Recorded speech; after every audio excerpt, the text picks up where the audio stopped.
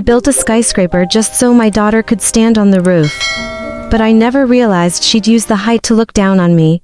The first sound wasn't the insult. It was the suffocating, syrupy silence that followed, a quiet so thick it felt like it was coating the walls of the patio in lead. I sat there, my hands calloused from decades of labor and stained by the soil of the garden I actually enjoyed resting in my lap like forgotten tools. My daughter, Sloane, looked at me with a smile I hadn't seen since she was a teenager plotting to sneak out of the house. It was a sharp, performative expression that didn't reach her eyes. A mask she wore for the benefit of her elite colleagues, Sarah and Jax. She held up her glass of artisan tea, the condensation dripping onto the reclaimed marble table I had gifted her, and uttered the words that fractured the very foundation of my soul. "Don't mind Elowen," she laughed, the sound jarring like a stone hitting a windshield. "She's just a retired relic. She doesn't grasp how the digital landscape moves anymore. She's lived in the past so long she's become part of the furniture." Her friends offered those polite, thin noises that people make when they are witnessing a social execution. They looked at me in my simple linen chair I had built with my own hands in my workshop with a patronizing pity that made my skin crawl. But the sting didn't come from the strangers. It came from the radiant, burning pride on Sloane's face as she traded my dignity for a second of corporate clout. I looked at the backyard, a masterpiece of landscape architecture that my hard-earned money had secured. Every blade of grass was manicured to a degree that felt artificial, a stage set for a life of curated perfection. I had retired 5 years ago, not because my mind had slowed or my ambition had faded, but because I believed I had finally earned the right to breathe. I had built Ethelgerd from a single laptop in a damp basement, fueled by nothing but cold coffee and the desperate, bone-deep need to ensure Sloane never knew the hunger I grew up with. I had named the parent company after her middle name in secret, a legacy coiled tightly in my heart. Now, she sat there as a high-level executive in the very empire I engineered, describing me as a bum who couldn't survive a day in the world I fundamentally created for her. It wasn't just a misunderstanding. It was an active erasure of my existence. As their conversation drifted toward the pressures of the new Ethelgerd board and the out-of-touch founders they loathed, I felt a strange,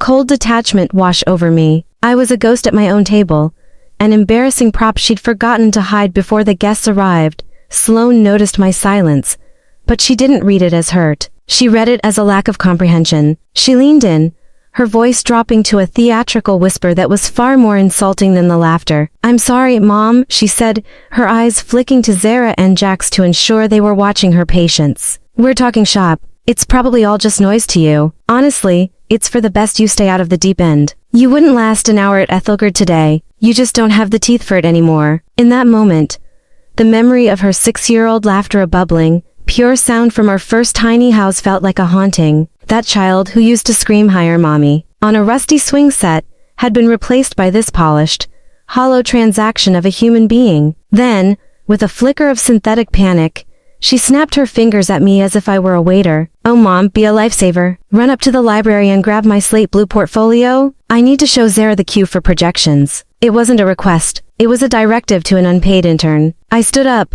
my joints aching, and walked into the house I had paid for, feeling the weight of a 30-year secret finally beginning to crush me. I reached for the portfolio, but my hand stopped. If she wanted to see the projections of her future, I was about to show her a reality she never saw coming. "Do you think a mother's duty is to protect her child even when the child becomes the monster?" I stood in the room my money built, holding the proof that my daughter wasn't just embarrassed by me, she was actively trying to bury me alive.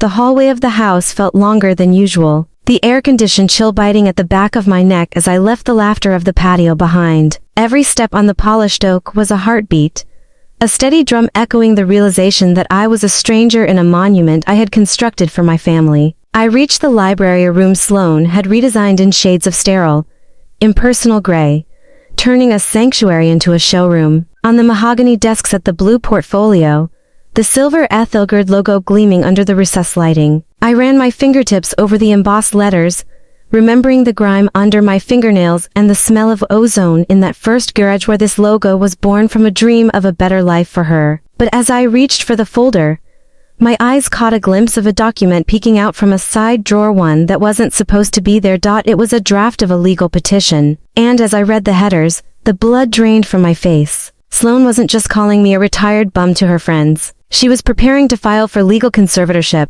She was building a case that I was mentally unfit, using my quiet life in the garden as evidence of cognitive decline to seize the remaining voting shares of the company I still held. The betrayal was so precise, so surgical, that it made the insults on the patio seem like child's play. How does a mother's love curdle into something a child is so ashamed of that they seek to erase her legal existence? I felt like a ghost watching my own autopsy. I had made myself small so she could feel big, and she had taken that smallness as a sign of weakness to be exploited.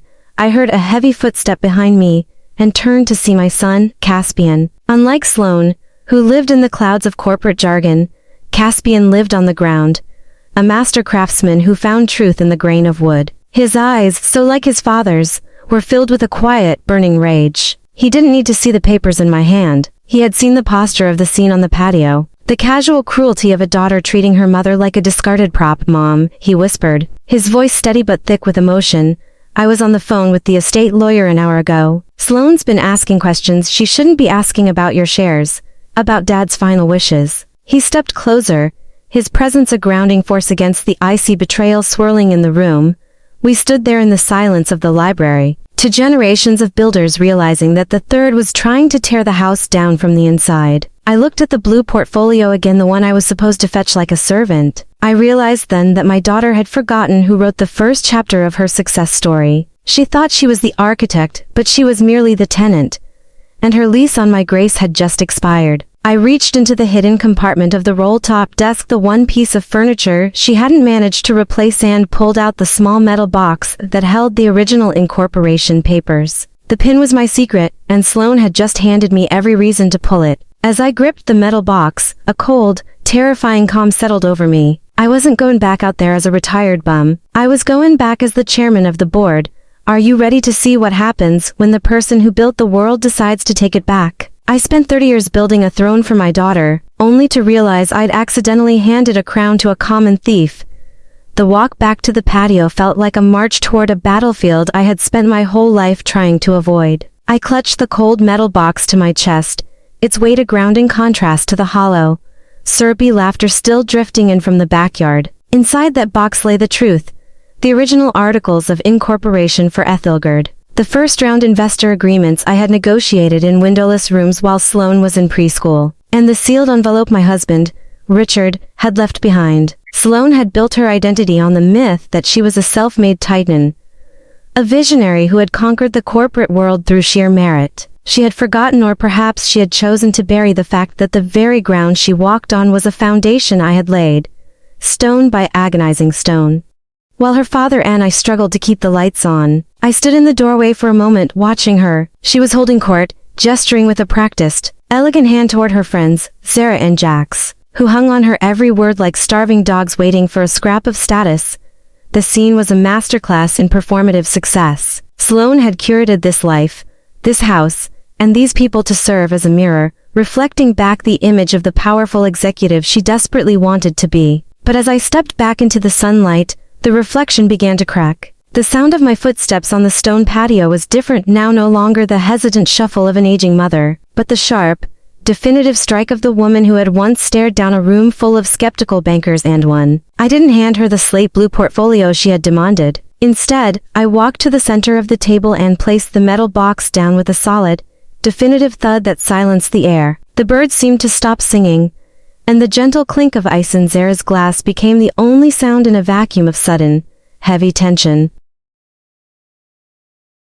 Sloane's face shifted instantly. The mask of patient daughter slipped, replaced by a flash of genuine irritation. "Mom, what is this?" she asked, her voice sharp enough to cut. "I asked for my portfolio. We're in the middle of a strategic review. If you're feeling confused, maybe Caspian can take you inside for a nap." She looked at Zara and Jax, rolling her eyes as if to say, "See, this is what I deal with." But Caspian didn't move to help her. He stood behind me, a silent, protective tower of a man, his eyes fixed on his sister with a profound disappointment that was more damning than any shout. I didn't look at her friends. I looked directly into my daughter's eyes, seeing the stranger she had become. "There is no later, Sloane," I said, my voice dropping to a low, steady register that made her flinch. I opened the box. The papers inside were yellowed, the edges curled by 30 years of history, but the signature at the bottom of the lead page was as bold as the day it was written. I turned the document around so the three of them could see the founder's line. Rose, Elowen Carter, I read aloud, the words ringing with a fierce, quiet pride. Founder, chairman, and majority shareholder. I watched the blood drain from Sloane's cheeks, leaving behind a sickly, pale mask. Zara gasped, her designer handbag slipping from her lap, while Jax's jaw went slack, his phone the tool of his constant, dismissive scrolling clattering onto the marble. They weren't just looking at a piece of paper, they were looking at the death certificate of the lie they had all been living. As Sloane reached out to touch the paper, her hand trembling like a leaf in a storm, I realized the war was just beginning. She had tried to unperson me, but she had forgotten one vital thing. I didn't just build the company, I built the trapdoor she was currently standing on. Would you like me to show you what happens when I pull the lever? My daughter thought she was the architect of an empire, but she was really just a tenant living on my gray sand. Her lease just expired. The silence on the patio was no longer the syrupy, dismissive quiet of an hour ago. It was the pressurized stillness that precedes a structural collapse. Sloane stared at the yellowed parchment, her eyes darting across the ink as if she could make the letters rearrange themselves into a more convenient truth. This is a fabrication, she stammered, her voice losing its polished executive edge and cracking into a thin, reedy whisper. Ethelgard was founded by a venture group, RC Innovations. I've seen the filings. I looked at her, really looked at her, and felt a wave of pity that was sharper than my anger. RC stands for Rose Carter Sloane. I used my initials and a holding company because 30 years ago, the world didn't want to buy software from a mother working out of a garage with a toddler on her hip. I hid behind a mask so you wouldn't have to. I watched as Zara and Jax exchanged a look of pure, unadulterated terror. They weren't just witnessing a family spat. They were watching the literal ground of their careers turn to quicksand. I reached back into the metal box and pulled out the second document, the heavy, cream-colored envelope that had remained sealed since the day my husband, Richard, drew his final breath. This was the founder's clause, a fail-safe Richard had insisted upon when he saw the first flickers of Sloane's unchecked ambition years ago. He had loved her fiercely, but he was a man who understood the integrity of wood and bone. He knew that a house built without a soul would eventually fall. Your father always worried that I gave you too much of the world without teaching you how to hold it gently, I said, my voice echoing his ghost. This document states that if a designated heir ever demonstrates gross personal or professional misconduct while in an executive role, full and irrevocable control of all majority shares reverts to me. The chairman instantly. Sloane's phone, which had been resting on the table like a silent weapon, suddenly erupted with a frantic vibration. Then Jax's phone chirped, followed by Zara's. The digital world was finally catching up to the reality I had set in motion the moment I replied execute to my CEO's text message. I had spent decades being the retired bum to let her shine, but she had used that light to try and blind me. As she fumbled for her device, her face crumpled from a mask of power into a portrait of a lost child. She wasn't just losing a job, she was losing the only version of herself she knew how to be. I leaned forward, the heat of the afternoon sun finally reaching my bones. But the chill in the air remained. You told your friends I didn't understand the real world, Sloane, I said, my voice as cold as the crystal glasses on the table. The real world is built on foundations. You spent so much time looking at the view from the top that you forgot who was holding up the floor. Caspian stepped forward then, placing a hand on my shoulder, his rough calluses a familiar comfort against the silk and marble of Sloane's manufactured life. The security detail I had arranged was already visible at the edge of the property. A silent reminder that the bum was, in fact, the owner of every brick and blade of grass she claimed as her own.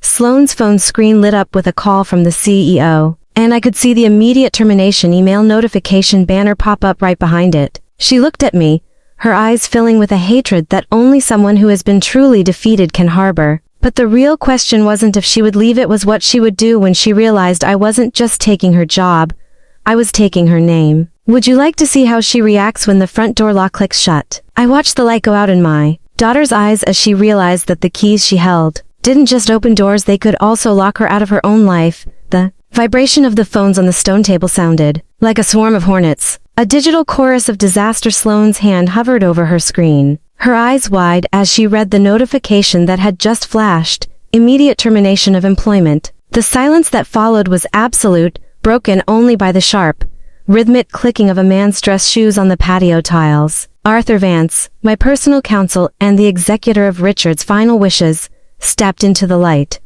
His face a grim mask of professional finality, didn't look at the hors d'oeuvres or the expensive tea. He looked at the legal papers I had pulled from the metal box, the ones that proved I was the sole founder of Ethelgerd. Everything is in motion, Rose, Arthur said, his voice a calm baritone that sliced through Sloane's remaining delusions. The board has been notified of the gross misconduct. The founder's clause has been officially invoked. Sloane's friends, Sarah and Jax, didn't wait for a formal dismissal. They were corporate predators who could smell a carcass from miles away, and they knew that staying near Sloane now was career suicide. Without a single word of comfort to the woman they had called the future of the industry moments ago, they grabbed their designer bags and vanished through the side gate like ghosts fleeing the dawn. Sloane watched them go, her mouth hanging open in a silent, jagged O of disbelief. The people she had sold my dignity to for cheap social currency didn't even look back as they abandoned her. It was the ultimate irony. She had traded a mother's ironclad love for the plastic loyalty of social climbers. And now she was left with neither. I stood up, the weariness of the afternoon finally settling into my bones, and walked toward the French doors. A man in a simple security uniform stood there, his presence a silent wall between my daughter and the house she thought she owned. You have 24 hours to remove your personal effects, Sloane, I said, my voice devoid of the warmth she had so casually trampled. The company will provide a temporary apartment for 6 months, a place where you can sit and think about who you actually are, when you don't have my empire to hide behind for the first time. A single, hot tear traced a path through her perfect makeup, but it wasn't a tear of regret. It was the sharp, stinging salt of a loss she never thought possible. As Caspian guided me away from the ruins of the patio, I looked back at the woman sitting alone in the middle of a beautiful, empty kingdom. I had spent my life building a palace for her, but I had forgotten to teach her how to live in a house. I had given her roots and wings, but she had used those wings to fly so high she forgot the ground that fed her. This was the hardest thing I had ever done, to break her world so she could finally learn how to build one that wasn't a lie. As we reached the gate, I heard a sound I hadn't expected, the sound of Sloane finally calling out Mom, not as a demand, but as a plea. But as the security guard stepped forward to seal the entrance, I had to wonder, is it possible to save someone who doesn't believe they've done anything wrong? The world woke up to the news that the tech queen had been dethroned by a ghost. But the real headline was the secret I was still keeping in the shadows. The morning sun of the next day didn't bring warmth. It brought a harsh, clinical light that exposed every crack in the facade we had maintained for decades. By 8 o'clock a.m., the news of the Ethelgerd coup had hit the wires. Headlines screamed about the sudden removal of the rising star, Sloane, and the mysterious reappearance of the Iron Founder, Rose Elowen Carter. I sat in my small garden cottage, the place I actually felt at home, watching the digital firestorm on a tablet Caspian had set up for me. I saw photos of Sloane leaving the estate, her face shielded by oversized sunglasses, looking not like a titan of industry, but like a fugitive. The public saw a corporate power struggle, but I saw a mother who had finally stopped apologizing for her own success. How does a parent find the strength to be the storm that levels their child's house, just to ensure they finally learn to build on solid ground? Caspian walked in, carrying 2 mugs of coffee, and the heavy silence of a man who had spent the night thinking about the sister he no longer recognized. He sat across from me, his hands rough and honest, trembling slightly. She called me Mom, he said softly. She didn't apologize. She asked if I could talk some sense into you, as if this was just a mood you were in. I closed my eyes, the weight of my husband Richard's memory pressing against my chest. He had always warned me that I was building Sloane a palace without teaching her how to hold the tools to maintain it. I had wanted her to have a sword, a way to fight the world, but I had accidentally given her a weapon to use against me. The fallout was more than just professional. As chairman, I began the deep dive into the accounts Sloane had managed. It wasn't just the personal insults or the dismissive bum comments on the patio that had triggered the founders' clause. I found the strange calls Alex had warned me about, the attempts to rewrite the founding charter and the secret meetings with board members to discuss my declining health. Sloane hadn't just been waiting for her inheritance. She had been trying to exhume it while I was still breathing. The betrayal wasn't a moment of heat. It was a cold, calculated strategy. It was the erasure I had felt on the patio made manifest in legal filings and backroom deals. I looked out the window at the roses I had pruned with my own Hands, the same hands Sloane had mocked as rough and confused. I realized then that the temporary apartment and the 6-month severance weren't just a punishment. They were a mirror. I was forcing her to look at the woman she was when the silver logo was stripped away. But as I prepared to sign the final injunction papers, Arthur Vance called with a piece of information that chilled me to the bone. Sloane hadn't gone to the temporary apartment. She had gone to the one person I had spent 30 years trying to protect her from. As the sun began to set, casting long, skeletal shadows across my garden, I realized my daughter's desperation had led her into a trap far more dangerous than the one I had set. She had reached out to my oldest rival, the man who nearly destroyed Ethelgerd in its infancy. Is a mother's work ever truly done? Or am I about to be forced to destroy my daughter to save her from herself? I thought I had stripped my daughter of her power to humble her, but I only succeeded in driving her into the arms of the one man who knows how to turn a wounded child into a lethal weapon. The news from my lawyer, Arthur, felt like a cold blade between my ribs. Sloane hadn't gone to the safety of the apartment I provided. She had fled to the high-rise office of Silas Vane, a man whose name was synonymous with the corporate wreckage of the late 90s. Silas was the shadow that had stalked Ethelgard's early years, the rival who had tried to litigate me into bankruptcy when I was still working out of that dusty garage. He was a man who didn't build, he harvested, and now my daughter, blinded by a toxic mixture of humiliation and a thirst for vengeance, was offering him the one thing he had never been able to take by force, an insider's map to my empire's weaken. I sat in the dim light of my study, the original articles of incorporation still resting on the desk, feeling the full, terrible weight of my own love finally coming home to roost. I had tried to give her a sword to fight the world, but I had failed to teach her that the handle is just as important as the blade.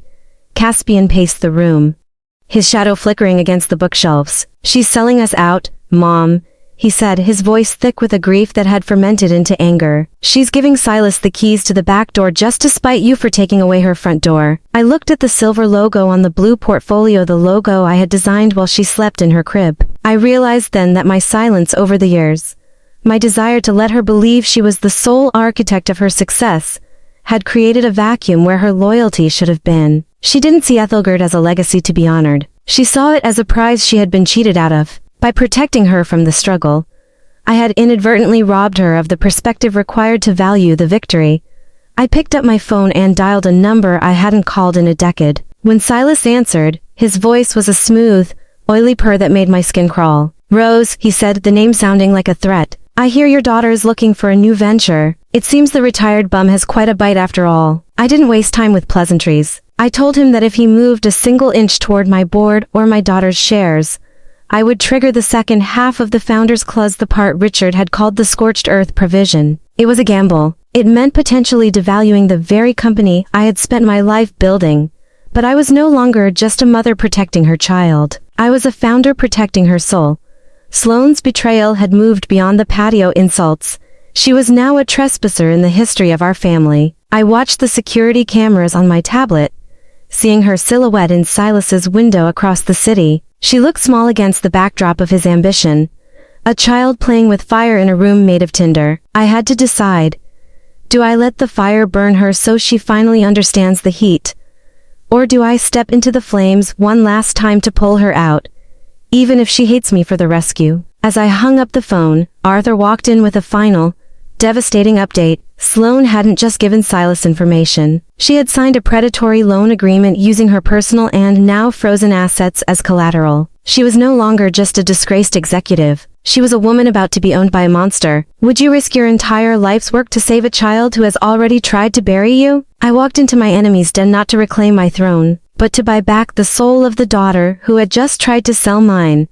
The lobby of Vane International was a cathedral of glass and cold ambition. A place where the air felt thin and expensive. I walked across the polished floor, my simple linen suit a stark contrast to the sharp, dark lines of the security guards who watched me with suspicion. They didn't see the titan who had dominated the tech sector for 3 decades. They saw an elderly woman who had lost her way. But as I approached the executive elevator, I caught my reflection in the chrome. My eyes were steady, the same eyes that had stared down bankruptcy and betrayal when I was half this age. I wasn't here to beg. I was here to perform a surgery. I reached the top floor, the doors sliding open to reveal a panoramic view of the city, a view that included the Ethelgerd Tower. standing like a silent sentinel in the distance. In the center of the room, Sloane sat at a conference table, looking smaller than I had ever seen her. Beside her stood Silas Vane, his hand resting on her shoulder in a gesture that was meant to look fatherly but felt like a predator claiming a kill. On the table between them lay the loan agreement, the document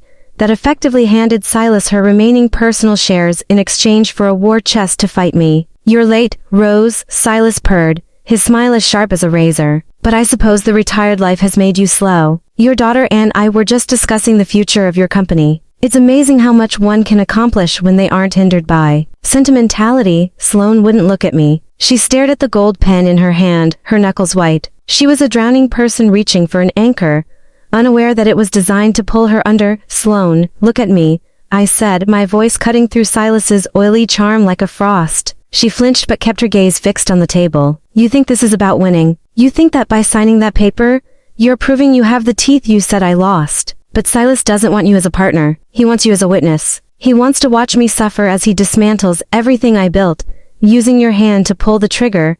I stepped closer, ignoring the guard who shifted toward me. "Do you know what happens the moment that ink dries? He'll call in the loan. He'll take your house, your car, and every cent I ever put in your name. You'll be exactly what you called me on the patio, a bum. Only you won't have a mother to build a world for you to hide in." Silas laughed, a dry, rattling sound. "She's a grown woman, Rose. She's made her choice. She wants to be a leader, not a shadow." He pushed the paper toward Sloane, the gold pen glinting. "Sign it, Sloane. Show her you aren't a relic." I saw her hand tremble. This was the moment of the great erasure. If she signed, the daughter I knew was gone forever, replaced by a ghost of Silas's making. My heart hammered against my ribs, a painful, frantic beat. I had one card left to play, the one secret I had kept from everyone, even Richard. I pulled a small, thumb-sized drive from my pocket and set it on the table. "That's the encryption key to the Ethelgard source code," I whispered. The room went dead silent. Silas's eyes widened, a hunger appearing in them that was truly terrifying. "I'll give it to you, Silas. Everything, the company, the patents, the legacy. All of it, in exchange for my daughter's signature on a different document. A total renunciation of this deal and a return to my custody." Sloane finally looked up, her face a mask of pure shock. She realized I was willing to burn my entire life's work to the ground, just to keep her from falling into Silas's hands. But as Silas reached for the drive, his eyes gleaming with victory, I saw something shift in Sloane's expression, a flicker of the girl she used to be. Would she let me sacrifice everything for her? Or would she finally find the strength to save herself? I watched my enemy's fingers close around the secret to my empire, but he didn't realize that the greatest trap I ever built was the one fueled by a mother's desperation. The room felt like it was losing oxygen. Silas's hand, withered and greedy, reached across the mahogany toward the small silver drive. In his eyes, I saw the reflection of a man who believed he had finally won a 30-year war. He thought he was taking the keys to the kingdom. He thought he was witnessing the final surrender of Rose Elowen Carter. Beside him, Sloane looked like she was witnessing a murder. Her breath was coming in shallow, ragged hitches. She looked from the drive, the culmination of my life's work, to me, and for the first time in years, the corporate mask was gone. There was no Sloane the executive or Sloane the visionary. There was only a girl realizing that her mother was willing to become a pauper to keep her from becoming a slave to a monster. "Don't." Sloane whispered, the word so small it barely carried across the table. Silas ignored her, his thumb grazing the cold metal of the drive. "It's a fair trade, Rose," he said, his voice a low, triumphant rumble. "The code for the girl. I'll tear up her loan agreement, and she can go back to her temporary apartment and her 6-month severance. She'll be free. And I'll finally have the engine that runs Ethelgard." He looked at Sloane with a chilling indifference. "Sign the rescission papers, dear. Your mother has just bought your life back with the only thing she ever truly loved." That comment was the final needle, the last bit of venom he needed to inject to ensure the rift between us was permanent. He wanted her to hate me for my wealth, and then hate me for losing it. But Silas had made one fatal mistake. He had underestimated the woman who built a global empire in a garage while a toddler slept in a playpen 10 feet away. He thought my sentimentality was a weakness, but in the world of architecture and code, sentimentality is just another word for a failsafe. As Sloane picked up the pen to sign the papers that would release her from Silas but strip me of my legacy, I didn't stop her. I watched her hand tremble as she scrawled her name, officially ending her alliance with the devil. The moment the ink was dry, Silas snatched the drive and plugged it into his terminal, his face illuminated by the blue glow of the screen. Finally, he breathed. The heart of the machine, the screen began to scroll with lines of dense, complex code. Silas's eyes raced across the monitor, looking for the backdoors, the algorithms, the gold. But slowly, the triumphant smirk on his face began to decay. The scrolling didn't stop. It accelerated. The lines of code began to dissolve into a single, repeating phrase that filled the screen in a rhythmic, pulsing red. Foundation, integrity, legacy. Silas hammered at the keys, his face turning a purplish hue. What is this? Where is the source code? This is a loop. You gave me a virus. I stood up, the weight of the day finally lifting from my shoulders, replaced by a cold, sharp clarity. I didn't give you a virus, Silas, I said, my voice echoing in the vast, sterile office. I gave you a mirror. That drive contains the original logs of every bribe you tried to pay, every lawsuit you tried to manufacture, and every lie you told to try and sink me 30 years ago. It's not a key to my company, it's a map of your crimes. Silas lunged toward the terminal, but it was too late. The drive was already broadcasting the data to every major news outlet and the SEC. But as the sirens began to wail in the distance, I turned to find Sloane standing by the window, looking at the city she had tried to conquer. She had the rescission papers in her hand, but she looked at me with an expression I couldn't read. Had I saved her, or had I just given her a front row seat to the destruction of everything she ever valued? I tore down an empire to see if my daughter was still buried somewhere underneath the greed. And what I found in the ruins changed us both forever.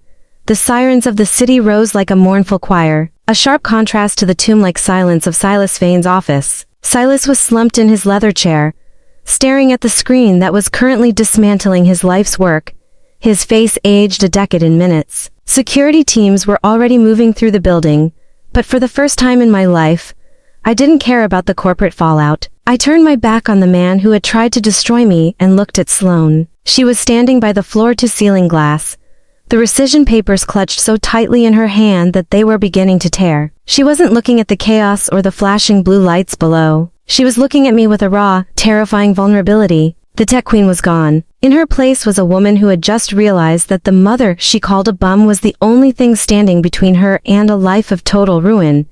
We didn't speak as we left the building. The elevator ride down was a heavy, pressurized descent into a new reality. When we hit the sidewalk, the evening air was cool, smelling of rain and asphalt. Caspian was waiting by the car, his face etched with a mixture of relief and sorrow. He didn't ask questions. He simply opened the door. We drove in silence back to the estate, the house I had built, the house she had tried to take, and the house that now felt like nothing more than a collection of expensive stones. As we pulled into the driveway, the garden I loved was bathed in the amber glow of the setting sun. I led Sloane not to the main house, but to the small, weathered workshop at the back of the property, the place where I spent my days covered in sawdust and grease. The place she had mocked as a sign of my decline. I sat on my old wooden stool and gestured for her to sit on the workbench. For a long time, the only sound was the wind whistling through the eaves. Why, she finally whispered, her voice cracking. Why would you give it all away for me after what I said? After what I tried to do? I looked at my hands, the rough, calloused hands of a builder. Because, Sloane, a legacy isn't a crown you wear to feel tall, I said, my voice steady and soft. A legacy is a foundation. I didn't build Ethelgerd so you could look down on people. I built it so you would never have to feel the ground give way beneath you. But when you started using those stones to build a wall between us, I had to tear the wall down. Even if it meant the whole house fell with it. I reached out and took her hand. And for the first time since she was a little girl, she didn't pull away. The silence that followed wasn't the syrupy, insulting quiet of the patio. It was the quiet of a forest after a fire scarred, but ready for something new to grow. I told her then about the early days, about how her father and I skipped meals so she could have the best schools, and how the bum she saw was actually a woman who had fought every monster in the valley so her children could sleep in peace. Sloane wept then, not for her lost title or her frozen accounts, but for the years she had spent chasing a ghost of success, while the real thing was sitting right in front of her. She realized that the real world she thought I didn't understand was actually a world I had mastered long before she was born. As the moon rose over the trees, we walked back toward the house together. Ethelgerd would be tied up in legal battles for years and our family name would be dragged through the headlines, but for the first time in a decade, I felt light. I had lost an empire. But I had found my daughter. We sat on the porch, the same porch where the insult had been thrown just days ago, and watched the stars. The road ahead would be long. Sloane would have to start over, truly start over, without the safety net of my shadow. She would have to learn to build her own foundation, stone by painful stone. But as she leaned her head on my shoulder, I knew that this time, she wouldn't be building it alone. I had spent my life building a kingdom for my children, only to realize that the most valuable thing I could give them wasn't the throne, it was the strength to stand on their own feet. We've all seen how pride can blind us to the people who love us most. Do you think Sloane has finally learned that the view from the top is worthless if you have no one to share it with? Drop a comment below and tell me your thoughts on her journey. Thank you for sitting with me today and listening to an old woman's memories. This story wasn't just about a company or a betrayal. It was about the invisible threads that hold a family together, and how easily they can snap when we prioritize power over people. I hope my journey reminds you that no matter how high you climb, the most important thing you'll ever possess is the integrity of your heart, and the love of those who knew you before you were someone. If this story touched you, please leave a comment sharing your own experiences with family and forgiveness. Don't forget to like and subscribe to hear more stories of life, legacy, and the lessons we learn along the way. Until next time, remember to keep your foundation strong and your loved ones close.